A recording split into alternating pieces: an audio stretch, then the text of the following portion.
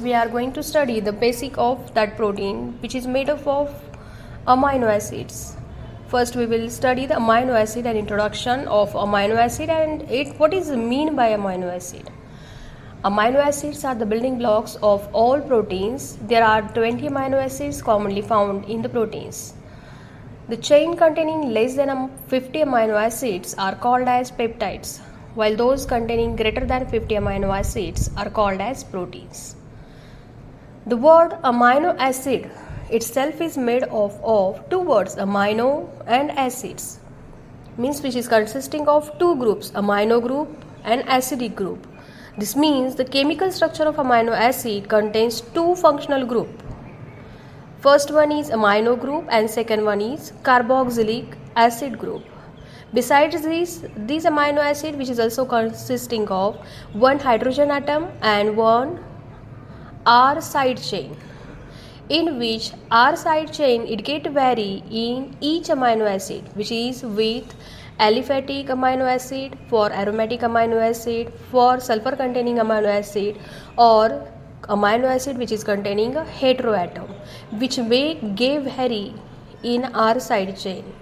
But this amino group and carboxylic group and hydrogen atom remain as it is. Only the difference is there in R side chain in each amino acid. There are about 300 amino acids occurring in nature, of which only 20 of them occurs in the proteins. All 20 amino acids in the pure form are white crystalline and have a high melting solids. These amino acids are classified into mainly four types, in by which is a chemical nature of the compound.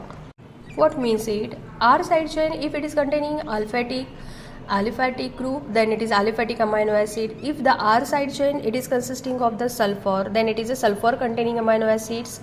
If it is containing aromatic group, then it is aromatic amino acids, and if it is containing heterocyclic group, then it is a heterocyclic amino acid. On the basis of this carbon chain, these are get divided into four types: aliphatic amino acids, sulfur containing amino acids, aromatic amino acids, and heterocyclic amino acids. In this aliphatic amino acid, it is again get divided into three: neutral amino acids, acidic amino acid, basic amino acid. Neutral amino acids examples are glycine, alanine, serine, threonine, valine, leucine, isoleucine. Acidic amino acids examples are aspartic acid, glutamic acid, asparagine. And basic amino acids are examples are arginine, lysine, hydroxylysine. The second category, it is consisting of the R side chain, which is containing a sulfur as a group in it. The sulfur containing amino acids are examples are only two, that is a cysteine and methionine. And third category is aromatic amino acids, which is containing aromatic ring, benzene ring or benzene ring with OH it is consisting of, or benzene ring with NH2. Examples are phenylalanine, tyrosine and threonine. And fourth category, it is a heterocyclic amino acids. Last year we studied about the heterocyclic compound in which heteroatoms are present, like nitrogen, sulfur and oxygen, phosphorus, silica, which are present in any aromatic ring, which gives rise to a structure which is called as a heterocyclic structure. This heterocyclic structure, when it is consisting in amino acid as a R side chain, this is called as a heterocyclic amino acid. Examples are proline, hydroxyproline, histidine and tryptophan. And second classification on the basis of nutritional requirement: essential amino acids and non-essential amino acids.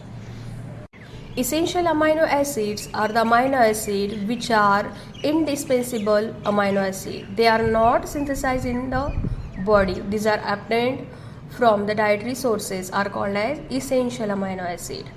Examples of essential amino acids are valine, isoleucine, tryptophan, methionine, arginine, leucine, phenylalanine, threonine, lysine, histidine.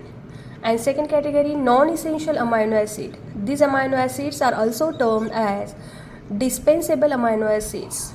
They are synthesized in the body.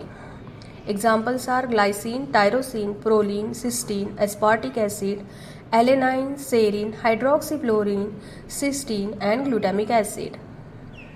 In next lecture we will see proteins and its classification. Thank you students.